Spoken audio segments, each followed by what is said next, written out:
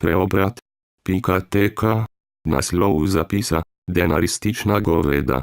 Kapital denaristična goveda se uleče po naši materi zemlji. Nazuna izgleda lepa, bujena, a hkrati, ko nihče ne gleda, človeka naširoko zajeda. Nije druge rešitve za krvosese hobotnice, napolnjene z delavsko krvjo, kot smrt. Kot nam sami dokazujejo je izgleda, da edina možna rešitev pijejo nas, krizejo in goltajo globoko v neskončne trebuhe brez dna. Nikdar ne bodo imeli dovolj, dokler jih dokončno ne iztrebimo.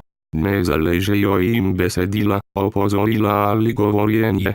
Zalegel jim bo samo smrtni udarec strani njihovih žrtv. Žrtv ni le ena, nisem le jaz, ampak je vsako bitje na tej zemlji, ki ostaja tiho le zaradi svojega popolnoma zgrešenega prepričanja, da človek, ki krvavo kaznuje golazen, ki ga zajeda, ne more biti pošten ali dober. Ni res.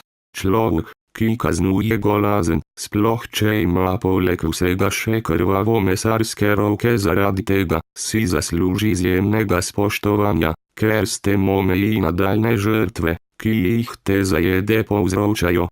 Take, ki ravnajo po poštenem lastnem zakonu, se največkrat označi za slabe ljudi. Ampak ne more biti človek, ki kaznuje golazen, slab človek. Ne more biti, ker tista kri, ki brizgne iz zajede, je kri človeka, tistega človeka, ki ga je zajeda zajedala. Zajede nam skrivajo našo lastno kri v svojih trebuhih, vendar prihajajo časi, ko bomo pokazali svojo kri in zaman bo govoriti o morilcih in klavcih, ker morilci in klavci niso tisti, ki odstranijo golazen, da bi preprečili smrt naših otrok. Morilci in klavci so sama golazen, ki se širi, ki je v resničnem svetu tako šibka, da prežina naše ranljive otroke. Tako šibka je golazen, da zastruplja, zajeda in pobija človeški rod. Ampak postaja rdeče, postaja izjemno komunistično rdeče, kajti trebuhi žarijo, naša kri žari, že sveti, samo še šivanke se manjka in vsi skupaj bodo počili eden za drugim kot novoletni božični balončki, na zunaj lepi in krasni, a glej ga zlomka, prav vsi so napolnjeni z našo krvjo. Postaja dovolj, postaja vsega dovolj. Dovolj je golazni, ki nas kar naprej zavaja, da nič ne moremo storiti, nič narediti. Kar naprej nam postavljajo mejnike, kot da so sami en velik kamnit mejnik sklesan v obliko človeka. Strah jih je vsak košček rdeče, ker čisto vsak košček je zanje preveč, čisto vsak rdeč košček bi radi prikrili, da nas slučajno na našo kri spominjalo ne bi. Ne gre več prikrivati, ne prezreti, ne lagati, prodajati lažno upanje, se vleči v zagati.